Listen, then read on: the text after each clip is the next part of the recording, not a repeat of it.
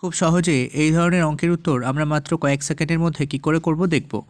17টা 5 by 23টা 2 into 25টা 2 by 15টা 5। এই অঙ্কটা করতে হলে আমরা করব কি, যদিও এটা ফ্র্যাকশন বা ভগ্নাংশের আকারে, মাঝখানে গুণ আছে, তাই কাটাকুটি করা যাবে ওপর নিচে বা কোনাকুনি। তাই এই 15টা 5 আর এই 17টা 5 কাটাকুটি করলে এখানে পড়ে থাকবে 5 দুটো, অর্থাৎ দুটো 5। আর এই 25টা 2 আর 23টা 2-এর মধ্যে কাটাকুটি করলে এখানে পড়ে থাকবে কত, দুটো 2। তাহলে আমরা পেয়ে গেলাম কত, রুটের মধ্যে 5 স্কোয়ার ইন্টু 2 স্কোয়ার।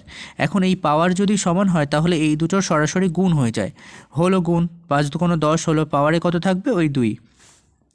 বাইরে কত আসবে, স্কোয়ার রুটকে উড়িয়ে দিয়ে শুধুমাত্র 10 বাইরে দেবে।